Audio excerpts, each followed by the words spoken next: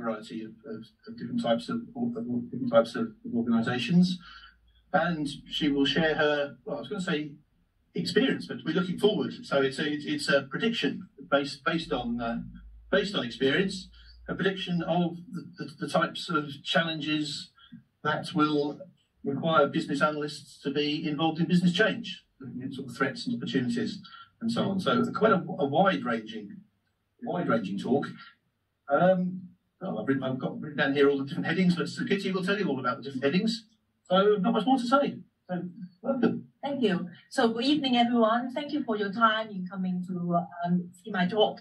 And tonight, as Steve says, I'm going to share with you some insights about the challenges to business analysts in 2023, based on my research on the global events that happened in 2022.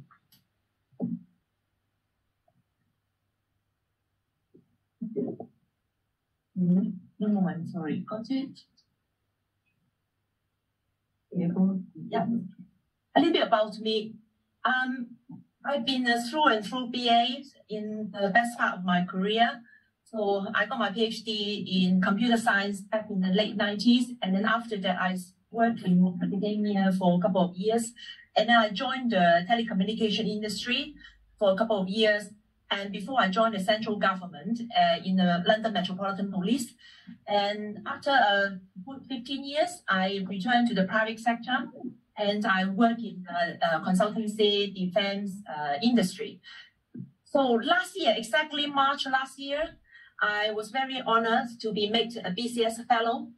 As a part of my fellowship commitment, I said to BCS, I would like to spend my personal time in volunteering with BCS and help them in membership growth, and also to share my experience with fellow business analysts. So I don't want my 24 years experience to get wasted. So that's me. Here's my agenda. I'm sure most of you have heard about PEXO analysis. It's about political, economic, social, ecological, legal, and environmental. I found the PEXO analysis is so powerful because when I analyze the politics, and then it just triggers down all the economic, social, and other factors. So I used this to analyze the global events in 2022.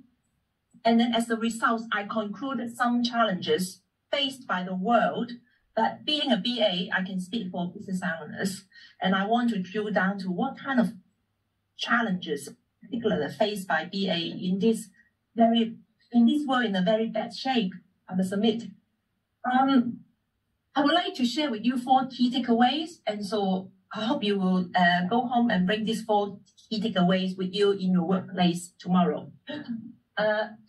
It's my attempt to kind of transfer the challenges to opportunities to BA, because otherwise there's no point to come here to speak for an hour if I do not have any constructive mechanism to turn the challenges to opportunities. So this is a summary of the PEXO. In 2022, I think you all agree that 2022 was not a good year. It was quite a year with quite a bad shape, especially the Russian invasion to Ukraine. I would say everything changed since the invasion. Ukraine is a very important country with a lot of resources, lot of materials, raw materials. Russia is also a very important country. It's one of the biggest exporters of oil and gas. So we here, geographically in Europe, we have been impacted by the invasion a lot, more than Asia, more than North and South America, even more than Asia Pacific region. So from our viewpoint in Europe, we now suffer from very high price of energy, the oil and gas, because of the sanction. So, and a lot of industry, they still use oil and gas, so it drives up the inflation.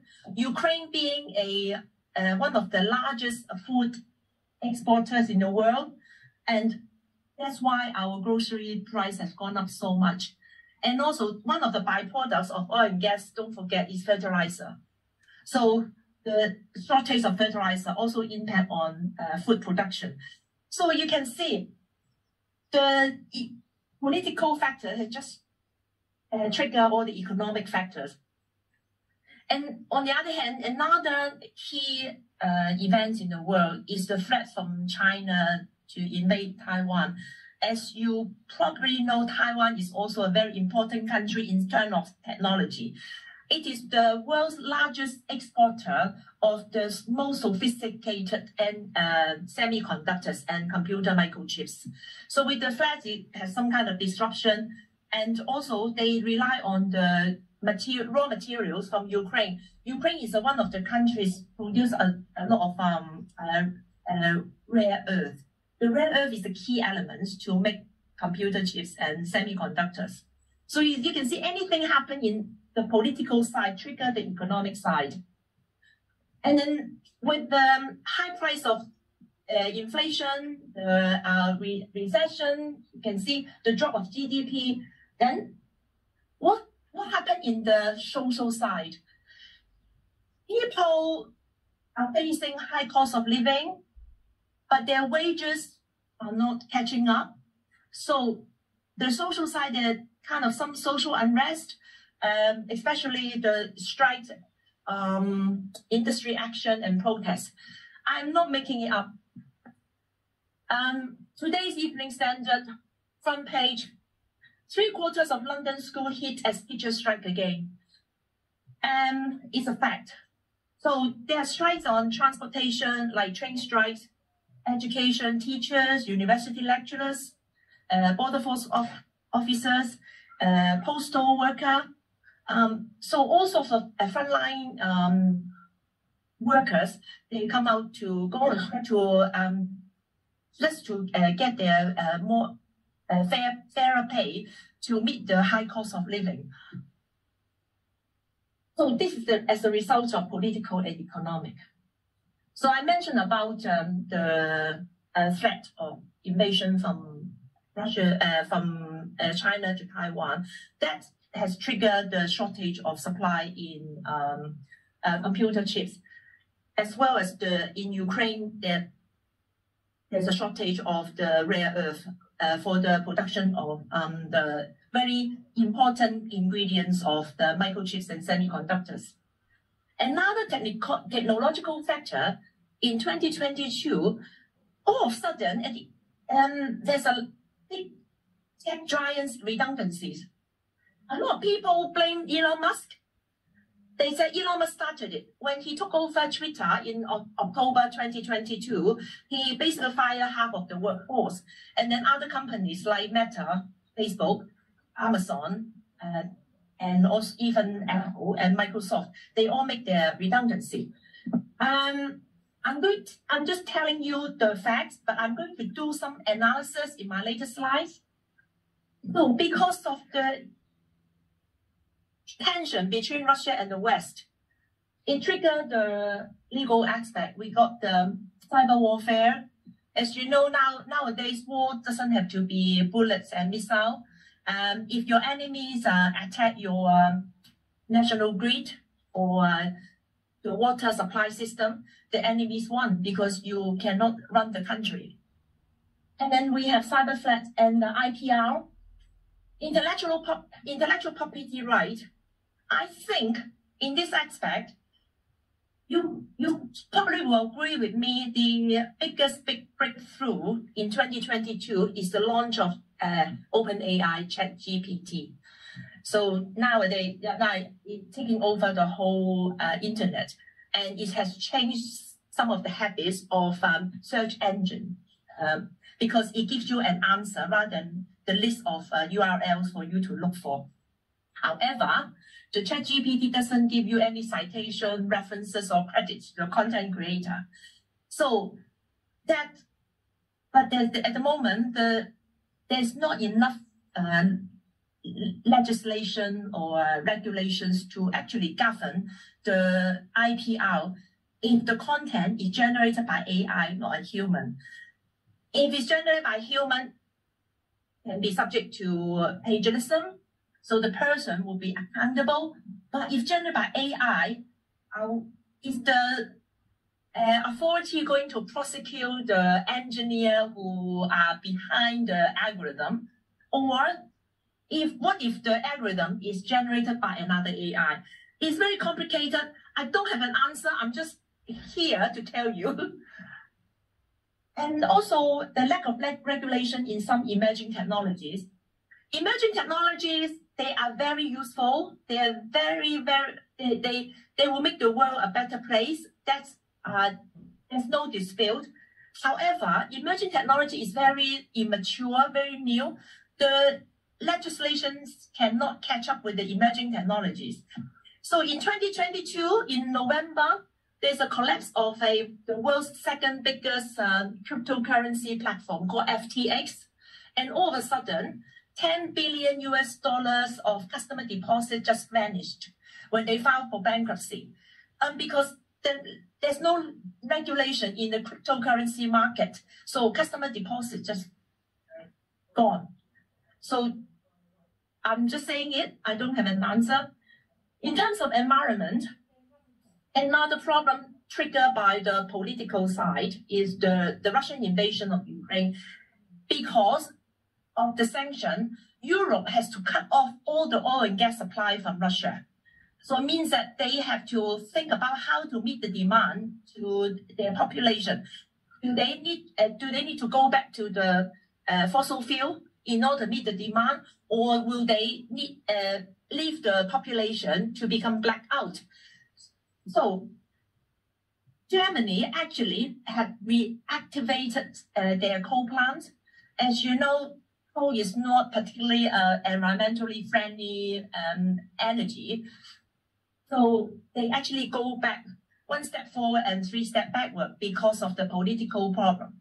So this is my summary of the puzzle. In 2023, so what do I think will happen in 2023? I don't know, but it looks like the war is going to drag on for another months or years. As long as the war is still here, I think we will continue to see the inflation, high cost of living, even recession.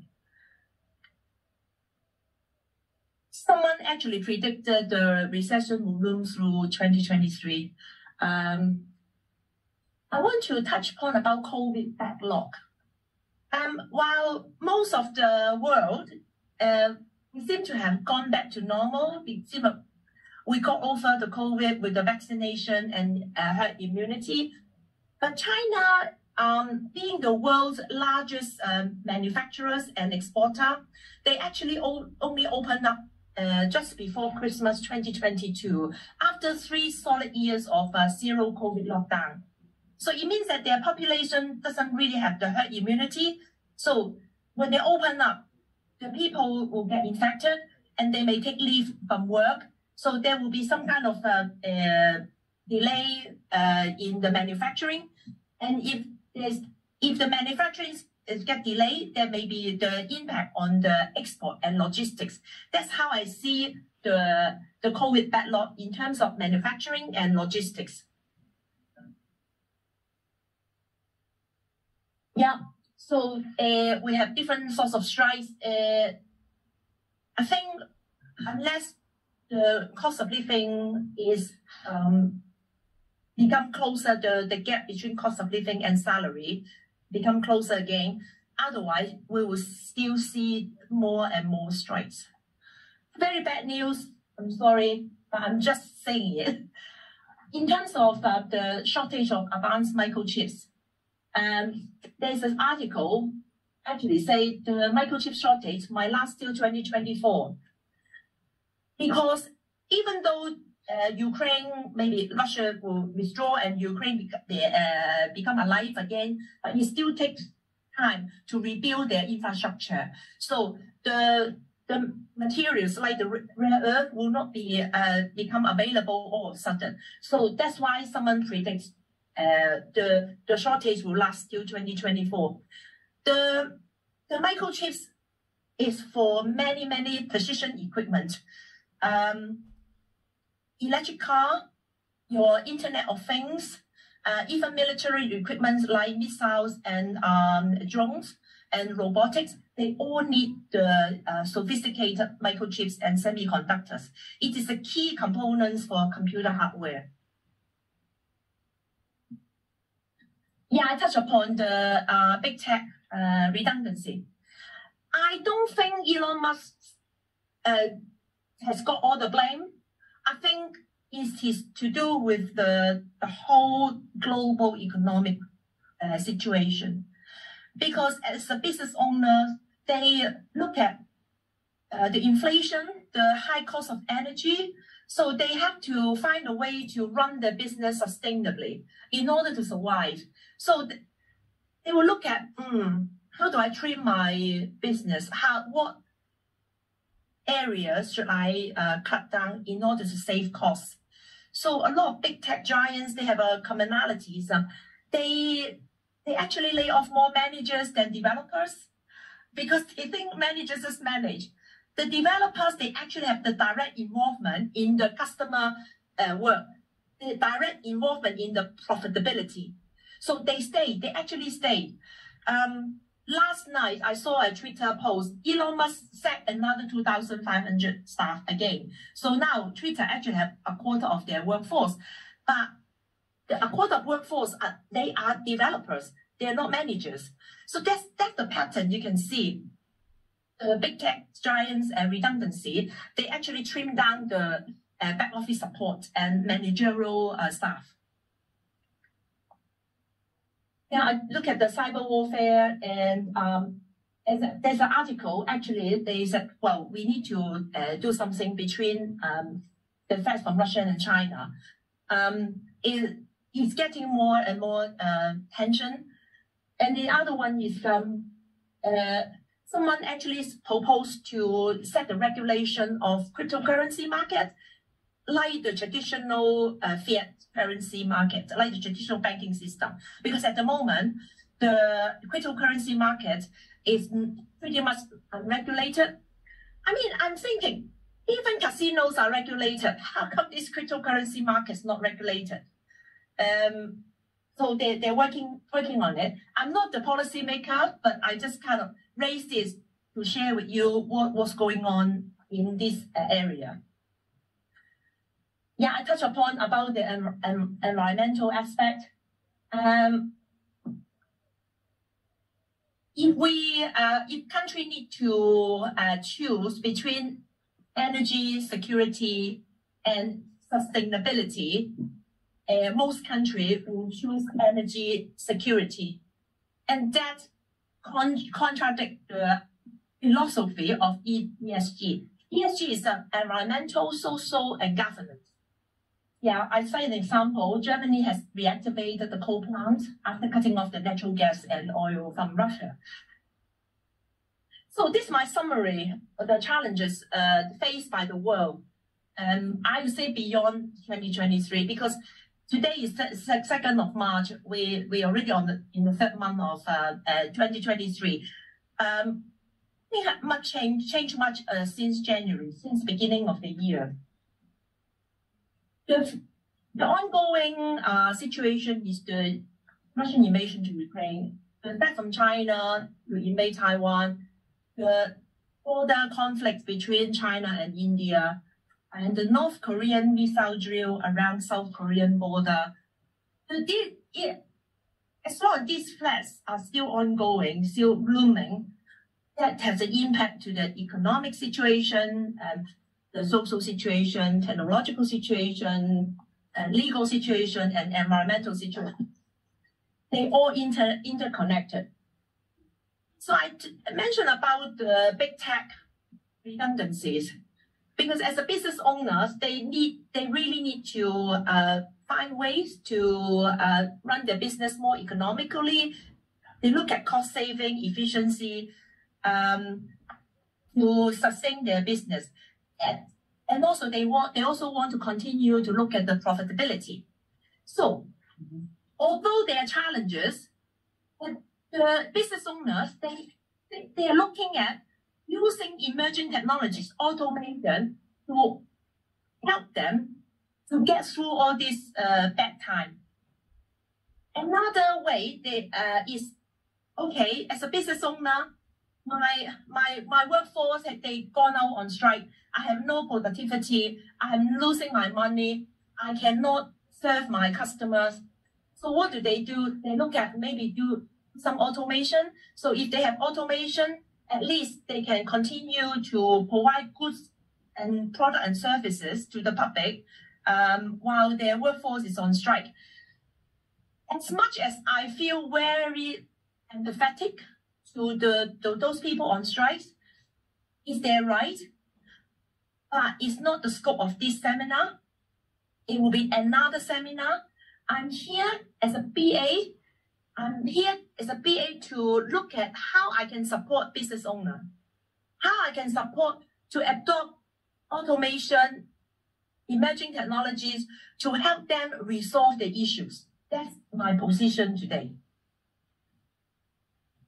Another one is the regulation challenges, the regulation to look at the emerging technologies. For example, I cited the ChatGPT, OpenAI.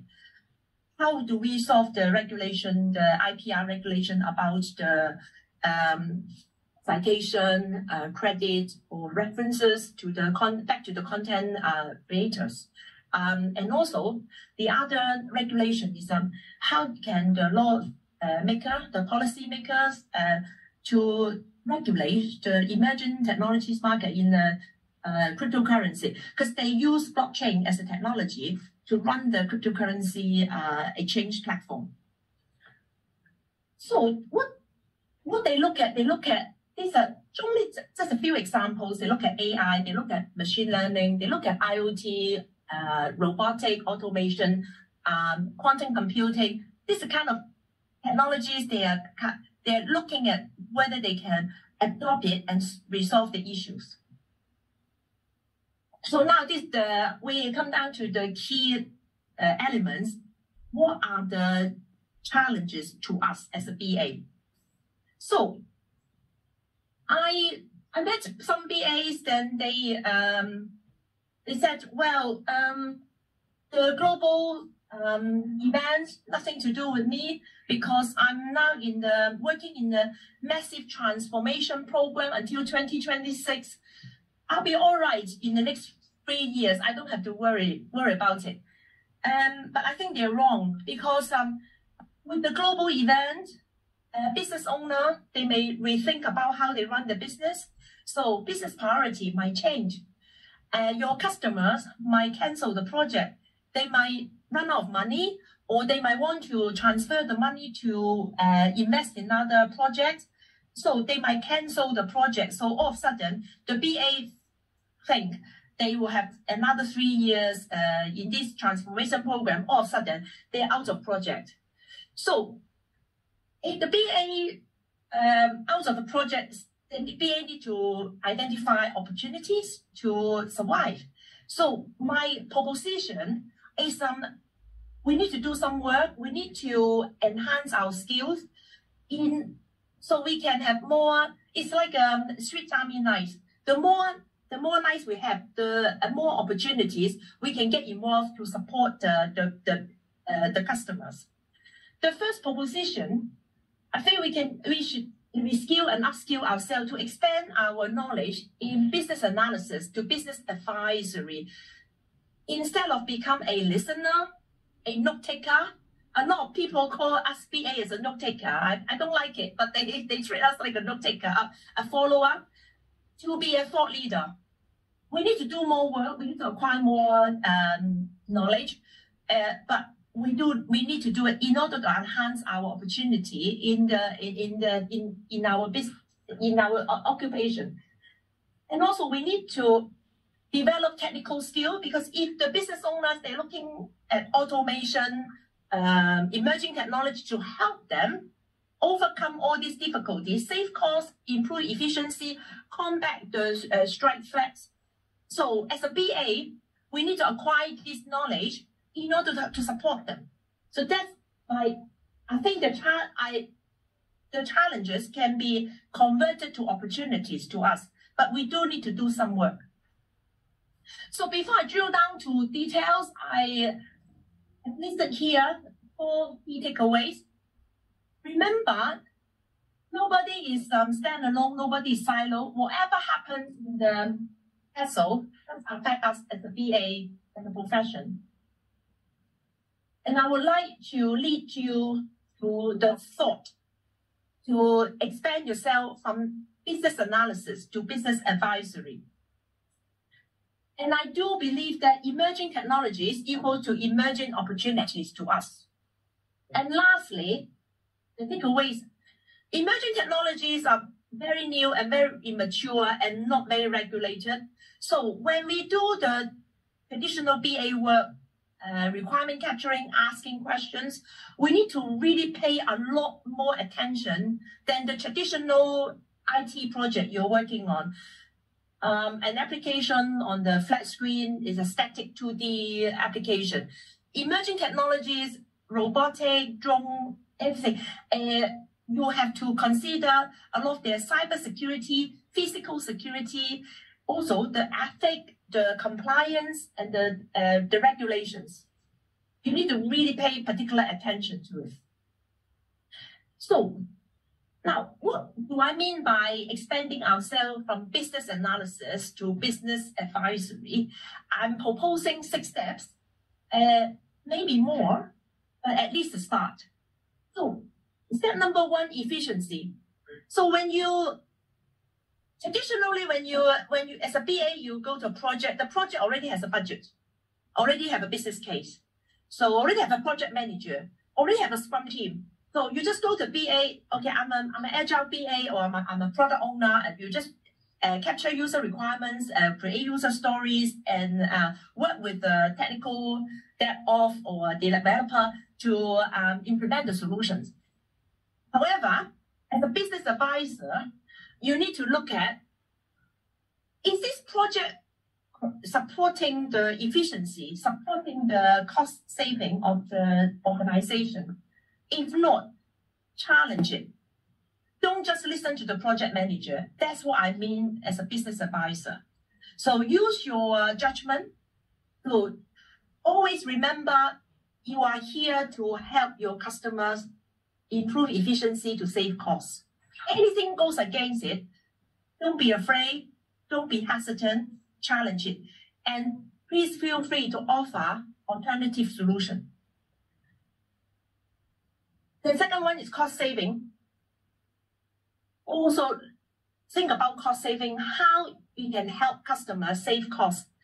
For example, I just have 2 examples, but there can be more and more examples. There's the cloud computing can save the cost for our customers. They don't have the total cost of ownership of the hardware. They don't have to run their data center, the cloud computing. We can save costs, or we can also advise what kind of hardware can be more environmental friendly, use more like a greener hardware. And also, if the customers have the service management, we can also advise the customer whether we can do the service design as a service, SDAAS, because that could also save the customer cost if they outsource the service design, service management department. The third one is called agile mindset. I have worked in many agile projects. Fine, you got agile project, we got the daily stand-up, we got the sprint planning, we got show and tell, we got retrospective. We also have the velocity, we have burn up chart, burn down chart, and we do the sprint and we deliver to the business. Fine, that's fine. What I mean, the agile mindset in the customer side, my experience has shown to me, in the customer side, their procurement department and their commercial department, they don't like agile projects because they like waterfall. Tell me how much, and then I put in my budget. I can't, because agile is incremental. Because they don't appreciate the flexibility of agile. In incremental, you got the MVP, and then if the customers, they can increase the requirements or they can change the requirements throughout the project. So we can only tell them how much will it cost. as a result of the sprint planning. Okay, in this sprint, I think we used how many people and how many user stories and how much effort to spend in this sprint. They don't like it. It means that it's more work for them. If you have 10 sprints in a project, it means that they have to update their financial forecast for 10 times. So what do you need to do? Educate them. Explain to them. Agile project is lower risk because you get better quality of products, but they do need to do more work to forecast their do their financial forecast accordingly. And we work closely with their procurement department and commercial department until they really think in that, okay, I'm going to do that and support you. Another thing is I heard projects use BA as a product owner, like a proxy product owner, which is fine because it gives us as a BA more opportunity as a product owner. However, from the business mentality, the mindset, they pass the ball to you. Oh, Maria, you're my business product owner. Yeah. I don't have to come to your meeting. I don't have to come to stand up. You just tell me what happened. That is a problem. No matter how good we think as a business analyst, we can never learn someone who has been in the business for 30 years as a subject matter expert in 6 months. I can never learn someone working in this area for the last 30 years.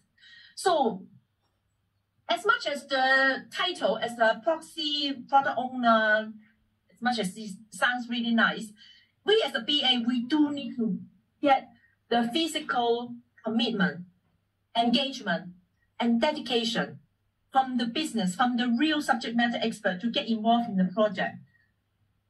I actually forced a subject matter expert from the business to come to our stand-up. I said, if you come, I don't have to translate all these things to you.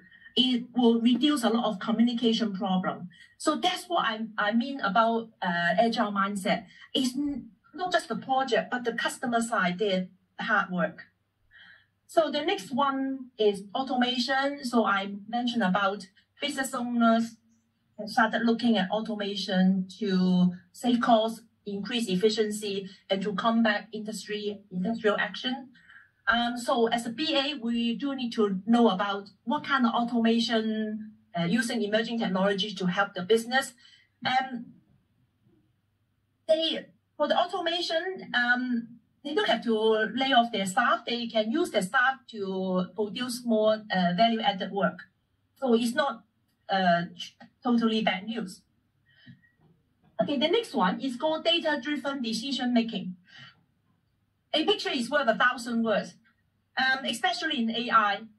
You know, in AI, no matter how good the algorithm is, if you have bad data set, you will have bad AI.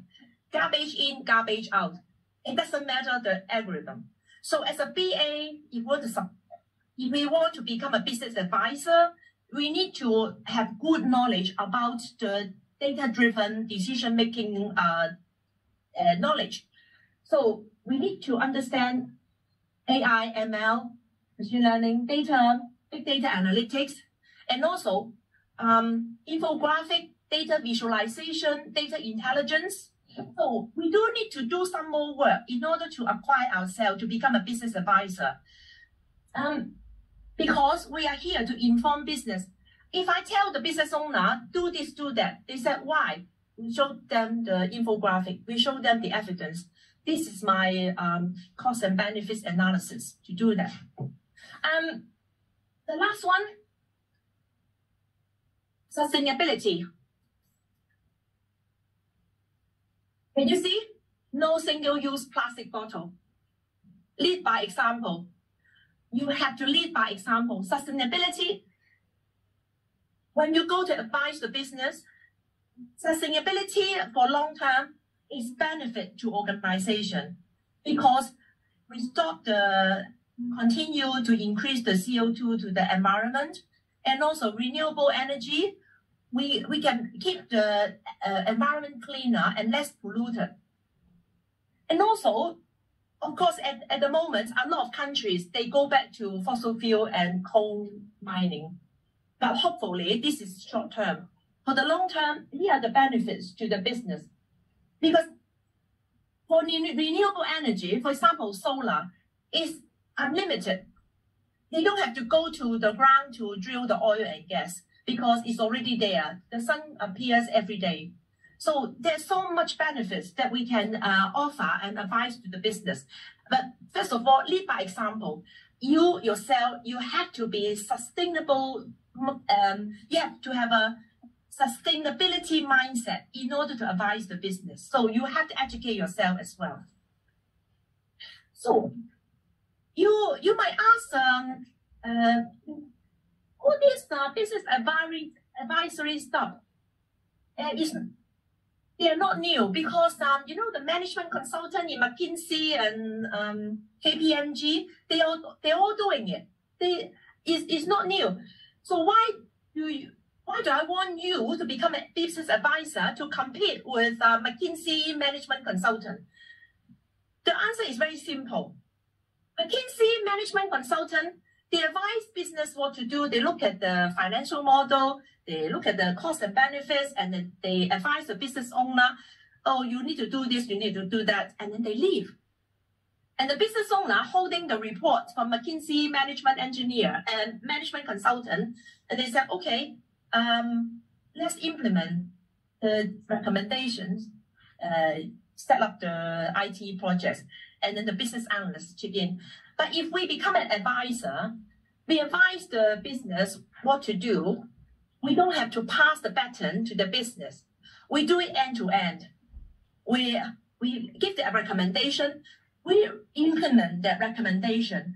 We demonstrate, we save costs and improve efficiency. So there's no miscommunication. I used to work in a government sector, and we hire all the consultants under the sun. Very famous Big Four consultants. They left the report in our in-tray, and then they left. And when I look at the report, I don't know, I have so many questions to ask them, but they disappear. So what should I do? But if there's an end-to-end process, I am the one to give the recommendation, and I'm the one to implement the recommendation. I bet the business will really welcome this situation. And that is the reason why I want us as a BA to expand ourselves from business analyst as well as a business advisor to become a thought leader. And that's what I would like to share with you. So part 2 is the emerging technologies. I mentioned about automation. What do we need to know in order to enhance our skills to get involved in the emerging technology projects? So in here, you can see the shape like Internet of Things, robotic, IoT, satellite, metaverse, etc. So the first one is we need to acquire knowledge about artificial intelligence and machine learning. I am not asking you to be a ML scientist, data scientist, or ML engineer.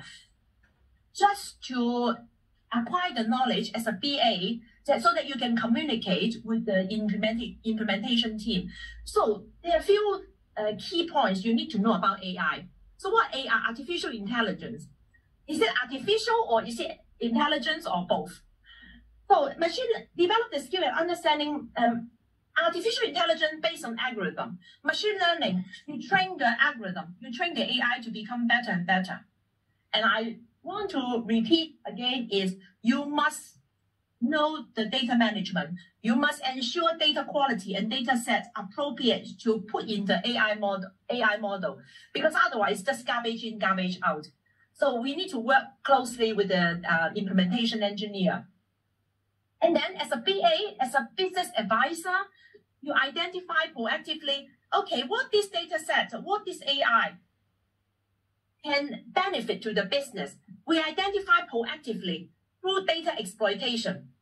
That, with this data, with this AI, we can be more closer to the competitive edge against our competitors, etc. And Also, the last but not the least is the deep learning.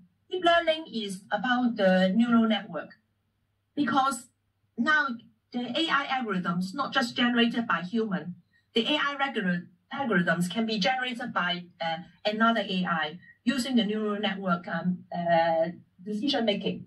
So this is a very valuable knowledge to acquire. And here I touch base upon OpenAI and ChatGPT, because AI at the moment is not really regulated. So we need to work out about ethical, legal, transparency, privacy, and bias. 2 weeks ago, I saw a Twitter page. Someone asked ChatGPT to create a poem to sing praise of Donald Trump. And ChatGPT rejected, said they can't do it. Then this person, exact the same answer, replaced the name Donald Trump to Joe Biden.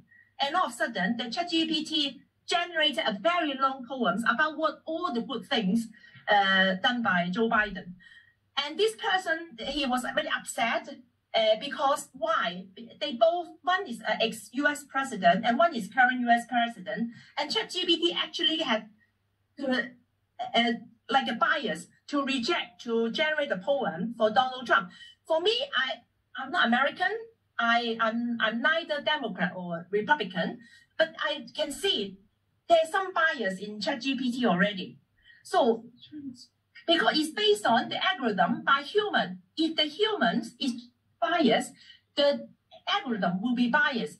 But we want AI to be more impartial, more transparent, and more fair to different things. So as a BA, when we capture requirements, asking questions, take notice about the ethical, transparent, and also intellectual property aspect of it.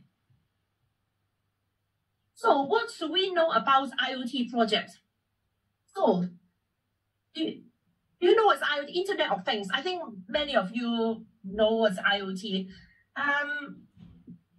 Internet of Things is actually a computer. It doesn't look like a computer. For example, in your home, you got smart fridge. You got the alarm bell, the doorbell, the security alarm. They don't look like a computer, traditional computer, but they're operated by computer, by software and hardware. And how many of you have smart meter at home? Smart meter? Oh, quite a few of you. And smart meter is the poster boy, poster girl of IoT. Or you have a smart meter expert here in the audience. Kids, I used to work with kids. Kids has been smart meter senior BA for 6 years. When you go home, you look at the smart meter, it only tells you how much energy you have spent. But behind it, it does so many things that you don't know behind it. Not only it send your usage to the utility suppliers, but also it will look at your pattern, how much energy you use, what time of the day, what day of the week, and what season of the year. They know your lifestyle. And they also look at if all of a sudden someone have increased the energy usage tremendously, they will know maybe it's a cannabis farm. So they will alert the utility supplier and to alert the authority that maybe a suspected cannabis farm in the location. Traditional meter cannot tell. Traditional meter, they either send someone to your house to copy the reading or you submit your reading to your utility suppliers. It's not instant. So if I have a cannabis farm, I won't be find out until the end of the month, the earliest. So smart meter is so powerful. It's one of the representation of IoT. I mean, drone is IoT, robot is IoT, so many things about IoT. So what do you need to know about Internet of Things as a BA? What you need to know is the thing. Correct me if I'm wrong. Each day there are like tens of thousands of messages transmitted between the smart meter and the utility suppliers. Yeah. Thousands. So data exploitation. these messages, this data is so useful for the utility supplier. They can plan their, the electric generation. Because they will know what time of the day people will use more energy. So in the national grid, they can generate the sufficient energy, not too many and not too little. So if they generate too much, they will waste the electricity. If they generate too little, some people might suffer blackout. So these messages are so precious to the utility suppliers. And they can also look at your lifestyle. For example, if you have just two of you and your partner, you use less electricity. But if you have a big family, like a family of 4 or 6, they will know, this family has, they use more electricity.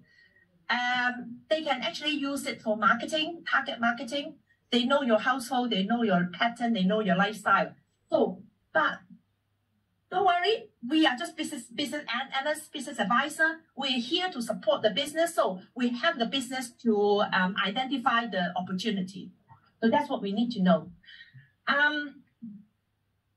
Cybersecurity, I mentioned about the IoT. They are actually computers, but they don't look like computers. Some of the IoT, they actually they can fly, they can run, like robots can run, drone can fly, balloon can fly, yeah. So they actually outside the perimeter of the controllers. So it's not like a laptop. You don't have to worry about the physical safety and physical security of the laptop.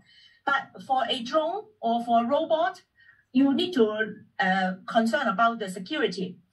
Last year, I was invited by the University of Sheffield Department of Robotic and AI Faculty Student Tournament. I was invited as on the panel of judges. So the student, they will propose their AI and robotic proposition, and then we judge them. One of the projects, they proposed to create a robotic arm to go to the ocean to look for rubbish, plastic bottle, because the plastic bottles is very harmful to the sea life. The robotic arm has a scanner to scan the object. If it scans, there's a live creature, it won't pick it. If scan is not a non-life creature, it will grab it because supposedly it will be some kind of rubbish. It can actually scan the shape of the object. It looks like a bottle. It's a bottle. So it's quite a clever proposition. And then I said to them, I said, well, in the middle of the ocean, what if there's a big current sweeping away your robotic arm? How are you going to recover your device? So they need to have some kind of GPS tracking to recover the device. And also, they also need to know how long the battery will last. Because for the laptop, I just plug into the cable. But for the IoT, for the drone, robots, all these things, you need to concern about their movement, their physical security, or their battery life. So when you capture the user requirements and using user stories, you will find a lot of non-functional requirements in the traditional IT project all of a sudden become functional requirements. So I have written a thought leadership articles about IoT analytics. So if you click this link, I will share the copy of my slide deck with you, and then you will see the more detail about the IoT and analytics. Okay, next one is metaverse. So metaverse is the amalgamation between augmented reality and virtual reality. So it is to create a 100% surround environment for the users. So the objective is that you can have a virtual meeting like we are in this room. It's a 360. You can see it through the goggles, the headset, and the gloves. And you can do online shopping. You can play computer game. So this is the most important thing is the user experience. Because as a business analyst, business advisor, you look at the requirements, what kind of objects in the environment, and what's the functionality. So it's very, very different from the 2D flat screen, because the 2D flat screen, you only have like an application in front of you. You have the requirements about, okay, the data fields, the application. But in the immersive environment, you need to know the distance, the length, and also the surround sound, the volume of noise as well. So that's a lot more complicated than the traditional IT project. Another one is, please make sure you capture requirements, design the metaverse just fit for the purpose for the business. Because it is very easy to get carried away to over-design the project. For example, Mark Zuckerberg, he changed his company name from Facebook to Meta in October 2021. By December 2022, he managed to spend $15 billion on metaverse project without taking off. So it's very easy to over-design. So what I would like to advise you is, I'm not trying to discourage you to get involved in metaverse project, but not in Mark Zuckerberg's way. I have also written a thought leadership article about business analysis in the metaverse, where I put in details about the user experience. So take that link and read my article. So the next one is blockchain. So what do you need to know about blockchain as a BA? Blockchain is a technology. It's a distributed ledger system. Instead of all the data stored in one single data center. So what does it mean? It means that if this data center is destroyed, it doesn't matter, because the blockchain has many other multiple nodes and computers all over the world. The only way to stop blockchain is turn off all the computers in the world. And it's not happening. So blockchain is very distributed, and between the block there is a chain. So it's very transparent, very visible. So if you have a financial transaction, I sell you some stuff. The blockchain will show the transaction, our smart contract, that I sell you this transaction for how much, what date, time. And when you sell to another person, it's all very visible. And they use cryptography. Cryptography is also is a strong password. It's quite difficult to hack. That's the benefits of blockchain. So the biggest use case of blockchain is Bitcoin, cryptocurrency at the moment. But I think that the other financial system in the fintech industry, they also start using blockchain in the traditional financial world. But at the moment, the biggest use case is the cryptocurrency. I mentioned about cryptocurrency at the moment is still largely unregulated. So if something unregulated, what do? You do anything, because you don't get arrested, you don't get into trouble. So as a BA, I mean, I can only tell you that if you involve in cryptocurrency blockchain project, if anything against your morality and integrity, walk away. It's up to you. So the next one is robotics project. So actually, robots is not new. In the early 90s, when I was doing my PhD in Sheffield University, they have the robotic faculty. And at that time, it's so primitive. So basically, the robots, they use the sensor and actuator.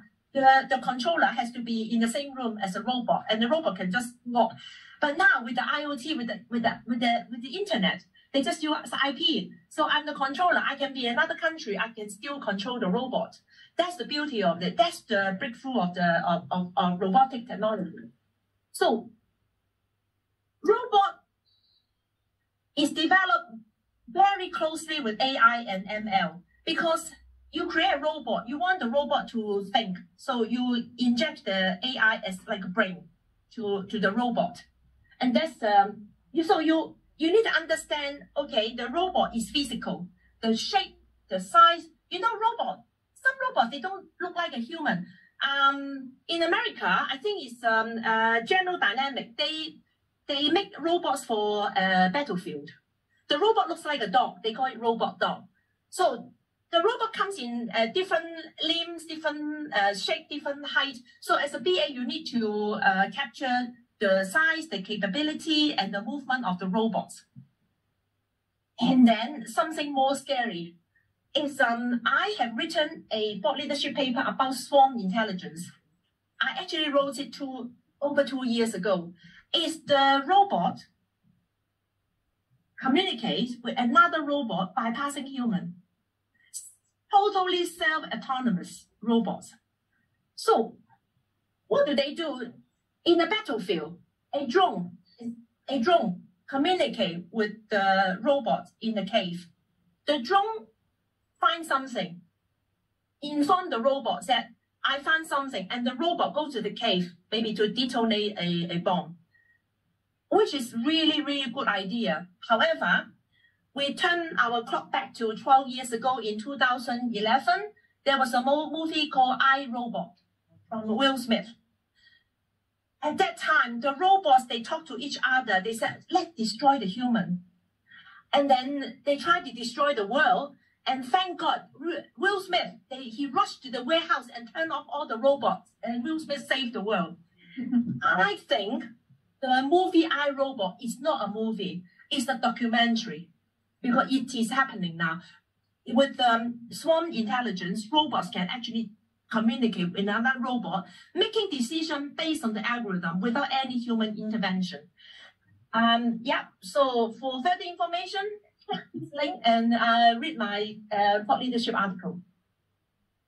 So the next one is about digital twin. I got asked by people, they asked me, oh, tell me what's the difference between metaverse and digital twin. They seem to be the same. There's a distinct difference between metaverse and digital twin. Metaverse is totally virtual, 100% virtual, nothing real in the metaverse world. Digital twin is the simulation in a computer of a live real object or process, something real. So this is the function of digital twin. So, for example, in Heathrow Airport, they got a lot of complaint about, the passenger come to land in the UK, they have the long queue in the immigration, a long queue to get your baggage, a long queue for everything, and then they complain. So they can create a digital twin to identify when the passenger arrive in the immigration control, the passenger goes to the baggage collection, and the passenger goes to connect the next flight. So they can simulate the situation. Then they look at where's the bottleneck? How do we basically is to overcome the bottleneck problem. So the digital twin can look at that. Another example is Thames Water owns a lot of Victorian water pipe. Victorian means that they are like 200 years old in London. And when something goes wrong, they have to dig up the whole road to look at the cracks.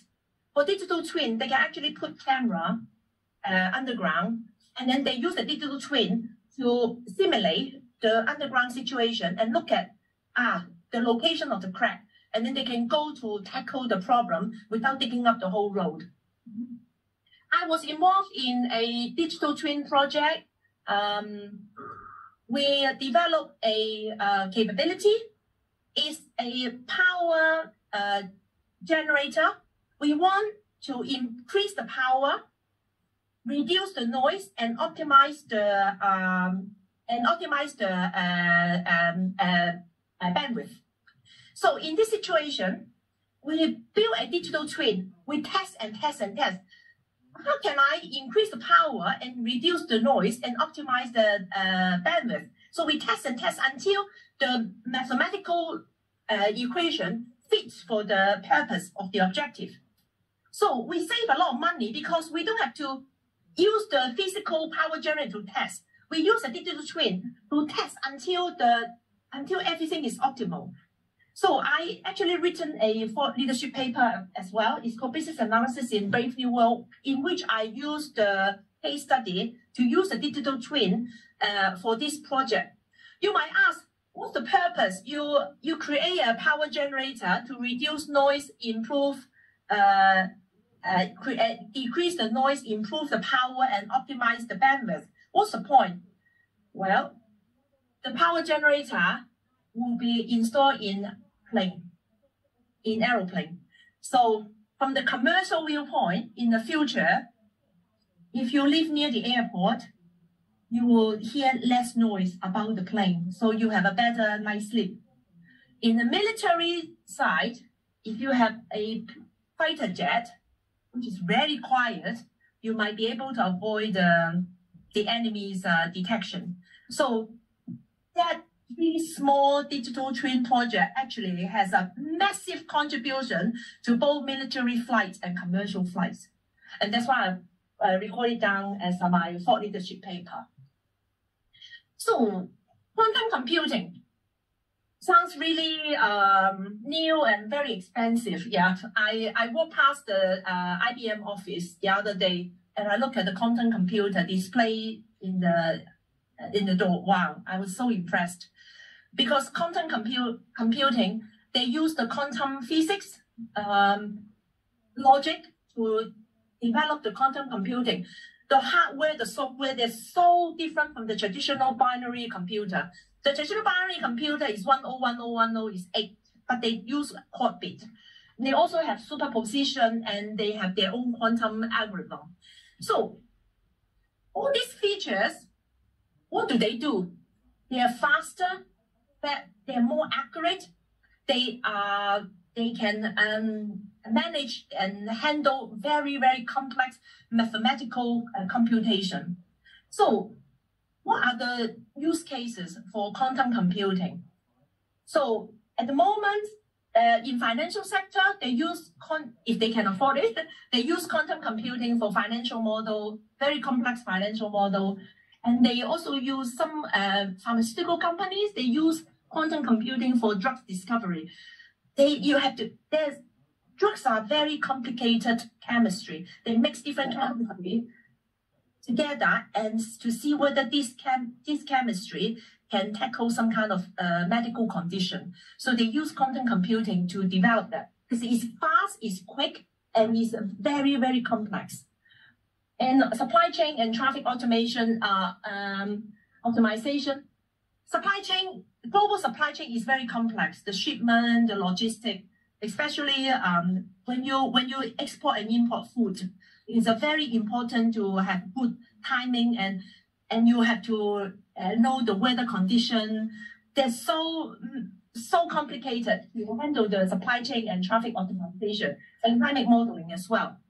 So lastly, understand you need to when you go to advise the business, you need to make sure they need that. Because you don't want to use a hammer to crack a nut. Because it is a very costly a way to do it. It's a very, very costly quantum computing. So if they have the money, if they have the need, go ahead and do it. So what's my summary and conclusion tonight? I look at Homo sapiens, we evolved from monkey, chimpanzee to humans. And then we have the invention of computer in the last 30 years. I have been hearing digital transformation since the 90s. Digital transformation, we have the Web 1.0, e-commerce in the late 90s. And then in the mid-2000s, we have Web 2.0, the launch of social media. And the breakthrough is the launch of iPhone in 2008. And then now we have Web 3.0.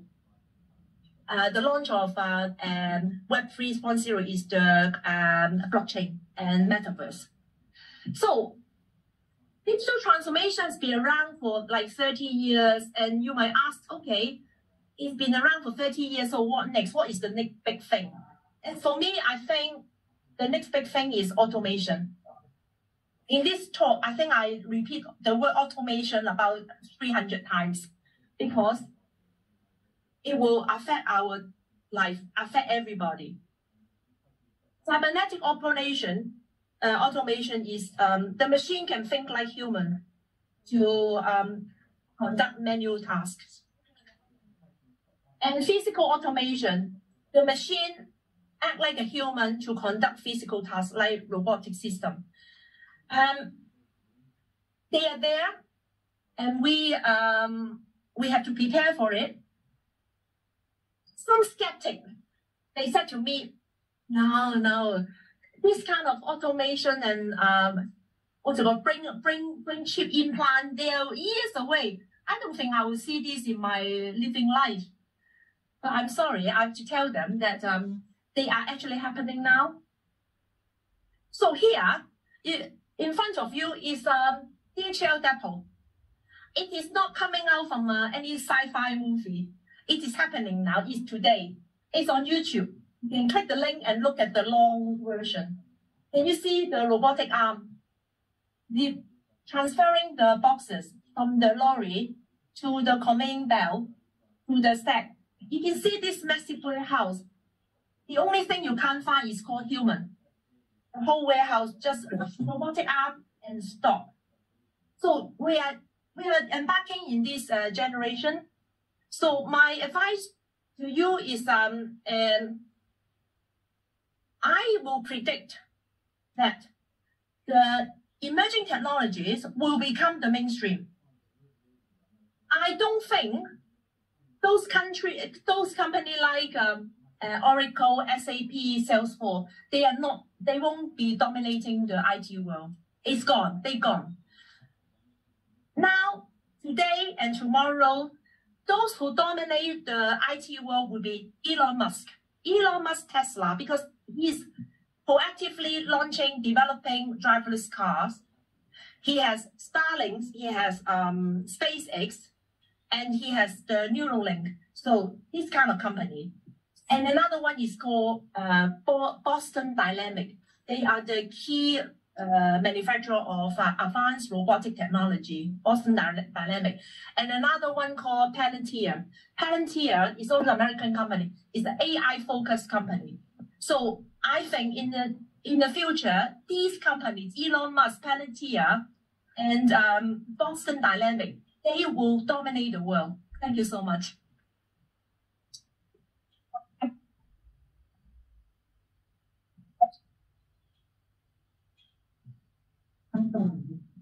So I hope you find my presentation insightful and have some takeaway with you. And I'm ready for the questions. Questions from the audience. Hi, Mike Saunderson. You talked about the VA being a note taker, and the implication is there are people in the room from whom you're taking notes. And yet some of your examples are about where the user is another machine. So what actually is different about being a BA in that world? Yeah, I think with the arrival of the OpenAI and ChatGPT, I actually have friends working as a software developer and architect. They are actually thinking about how they can do better than the ChatGPT, because in the next version, it's not just text reply. They actually generate something really sophisticated. I can only speak for BA. I think if the BA mindset, if they still have the mindset not taking take instructions, I think their job will be replaced by ChatGPT very, very soon. So my advice to you guys in the audience and at home is we need to do more work to enhance our skills. You might have a follow-up question that, okay, you got all this nice technology, how do we learn about this? The answer is BCS. BCS has a very rich resources. You know, BCS, every week, they have about 3 to 4 seminars, different seminars, free to members and non-members. about different AI, cyber security, robotics, all the specially interest group. So we, BA, is our job to proactively participate in these seminars, go to the resources and learn about the emerging technology, so that we make sure we have the bargaining power better than AI to survive. Does it answer your question? To an extent, yeah. Hi, Simon. I'm going to ask, it's going to be a bit of a long question, forgive me, right? I'll try to be as fast as I can, but I think part of the problem, I think you're right, and I really appreciated it, Kitty, your presentation. I think it's really good. I think BAs have to change, right? And I'm going to tell you why, and then ask you a question, right? So if you go back in history and you look at the 60s and 70s, right? Business learned that just by putting in a new IT system didn't get different business results. It learned that in the 60s and 70s, maybe the end of the 70s, right? And then in the 80s, it learned, well, actually, what you need to do is you need to change the processes, not just the system, but the processes have to change. And then in the 90s, it was if you don't reorganize around those processes, you don't get the benefits either. And then in the early noughties, they started to work out that actually the big fundamental shift is in the mindset, how we think about things, right? System thinking. Well, it's not just system thinking, but it's the mindset that we have, the purpose that we have for the company, and the mindset we have about our customers and how we serve them. And then if we don't get that right, however we organize, process, and systems we put in place, it isn't going to give us high leverage, right? So my point to you is that I think that the BA has to take that into account and start thinking from the business, not from the IT. We, as an industry, have always thought about how do we leverage technology into the business. If you're going, I think to your words you used in your presentation, we need to become more of the SME. We need to be thinking of the business, how technology drive, not just advisory, but thinking about the business first and how the technology reacts to it. Because if you go back to the first part, and this is the question, if you go back to the first part of your presentation, right? Yeah.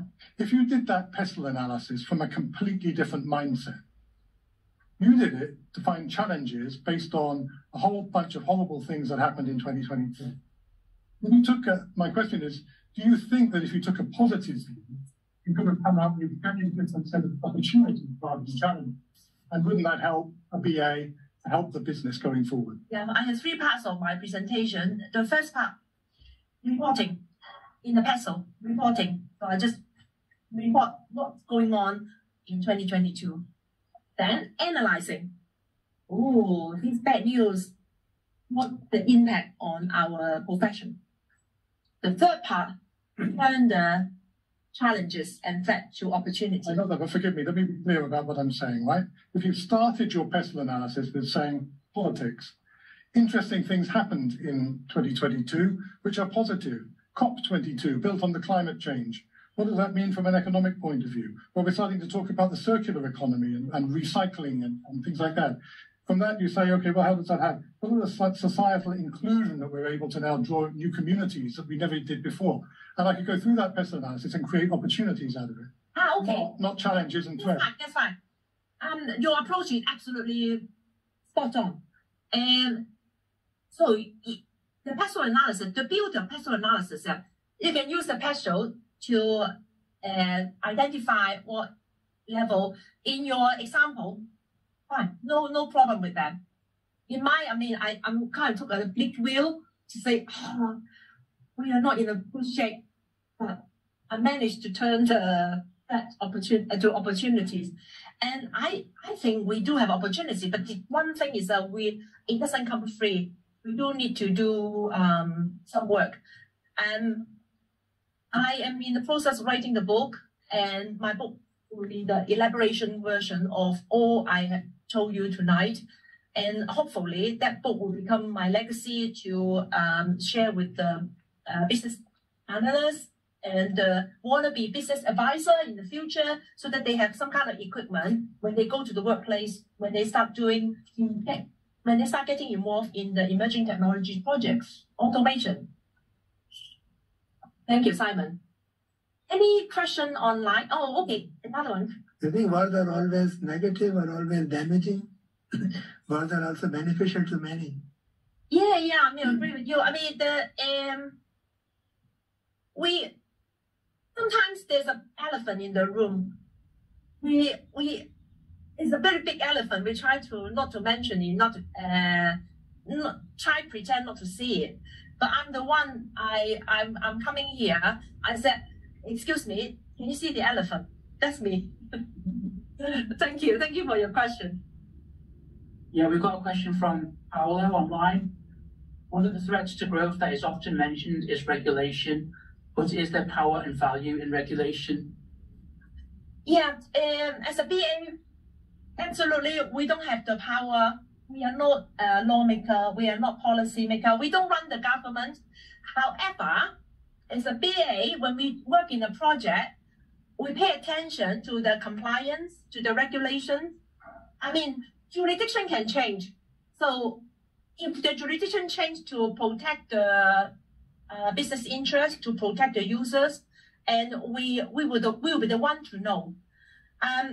The whole idea of regulation is actually to reduce the harm to the users and to protect the business interests. So hopefully, sooner or later, in the EU or UK or America, the Western world, they will have some kind of system to govern and regulate the emerging technologies. We've got another question from Paolo. Interested in your thoughts on who would take the lead to regulate crypto and who would sponsor it out of whose taxes?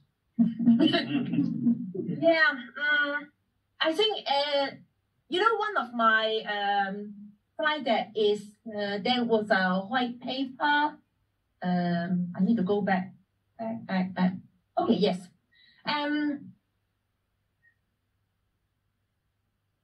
That one, Deloitte. Deloitte, as you know, is a big four. They produce a white paper. You can search online. They push the regulation to to regulate cryptocurrency market, like casino, like traditional banking system, because those traditional banking system, they have a very long histories. I bet 200 years ago the banking system was like a Wild West world. But now the cryptocurrency market is like 200 years ago in traditional financial markets. So hopefully the government, they will implement some regulations to govern the cryptocurrency markets. But at the moment, I don't think there is any up to now. We've got one final question online. How would you merge business analysis with professions such as enterprise architecture, system engineering, finance law, or strategy into your proposed business advisory function? And who should lead? I suppose this is a question of scope and at what level the business advisory function. Yeah, I mean, I'm still learning. I'm not expert. So I'm not asking all of you to go to get an MBA. We already have we are quite an experienced business analyst, and there are avenues and resources we can go to learn about strategy, system thinking, more high level. Like Simon just said, think about business rather than IT. Think about business. When you think of business, you think about what the customer wants rather than what the technology can produce. In the big tech environment, when they have issues, they fix that by changing the code without asking exactly what's going on from the customer feedback. So I work in the high tech sector before, and every time when there's a problem, the techies will just change the code. But then, as a BA, I'm sitting in between. Let me ask the customer first. Let me ask them what the feedback, what they want. So my advice is to change our mindset, to look at strategy, to look at business customer wants, and to also look at the global event, to broaden our horizon, to get involved into everything surround us in the real world, rather than just the technology. Okay, we've got 2 more questions, but do you want to take any from the room? Yeah, any more questions? Oh, yeah, you've got a question. You mentioned about BAs transitioning into business advisory. how open do you think the companies are in allowing VAs to do that transition? So when you get in the project, yeah, you probably in a traditional BA, you go to project, you report to the project manager, you this. So you have to change your attitude and your approach in the workplace. So you need to be more proactive about the whether the project add value to the business. You need to go above and beyond to come out of your comfort zone, and you identify any problem, you escalate to more senior people. You have to basically fight for your opportunity. And if you do the job well, you can get more opportunities to look at more especially now we are in a climate that business owners, they don't have much money to spend. They will really welcome a lot of suggestions and recommendations how they run their business more efficiently and with less money and improve the performance and to improve their competitive advantage. They will welcome that. I'm telling you, those days when Google provide free meal to their staff with free company car, those days gone. Because I think I heard about Google just make thousands of employees in America redundant. So even Google, they look at redundancy as well. So yeah, be proactive. That's my suggestion. Simon. Can I come in on that point though? I think we've got to stop thinking about the employees and the business as separate things. It's not the employees telling the business what to do. It's the employees as part of the business saying, hey, we could do this differently. And any business leader would want that, right? If it's good advice, they want it. The issue is how do you change the perception of what a BA used to be perceived as into something that adds value in giving advice? And that is all the things you were talking about. Go out, be bold and do it. Yeah. As you know, in the past 6-7 years, I work in consultancy business. We don't treat ourselves as a supplier of our customers. We call ourselves partner. So partner is we work together to focus the same goal. So when your relationship with your customer becomes your business partner, you tend to kind of blend yourself into the business environment. It's not easy, but you get used to it. The word I would like to share with you is be proactive. Yeah. David. I'll do one last question online. Exciting to hear about emerging technologies. Do you really believe that back office ERP, such as SAP and Oracle, will end, compared to the fact that most transactions are still processed on COBOL? Yeah, I mean, there's still a lot of legacy system in the world, but one thing very important, the legacy system, they're not increasing.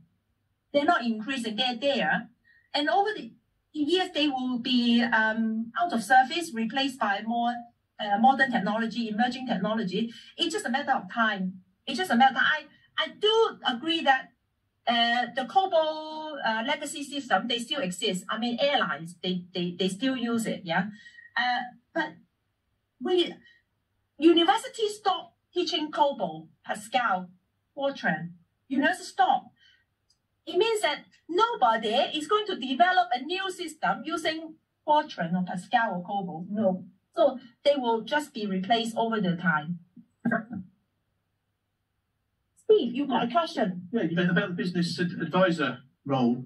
I mean, we're clearly an IT background, but the business advisor presumably needs domain knowledge. But for people interested in moving in that direction, what sort of hints, tips, or suggestions would you offer for people wishing to look in that direction? So what you need to do that you can choose to learn the business strategy, the business advisory aspect, like management consultant in McKinsey, in Deloitte. You know, they are educated like an MBA or CFA. Have you ever heard of CFA? Chartered Financial Analysis. It's a very good qualifications, yeah. Or or you can learn it on the job, in the job. I mean, for me, I have a computer science PhD, but I don't have an MBA.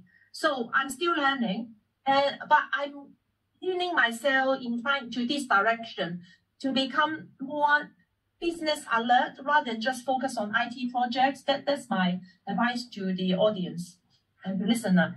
2 ways you can obtain formal training, or you can still learn it throughout. I mean, I'm not trying to promote LinkedIn, but then LinkedIn, there's so many free courses. I mean, on YouTube, or talk to people, ask them questions, shadow people. If you happen to luckily, if you have the opportunity to shadow your COO or CEO, shadow them. You just look at what they do and gain the knowledge. Yeah, Angus might want you to shadow him. The CEO of Smart Meter project program. Yeah, yeah.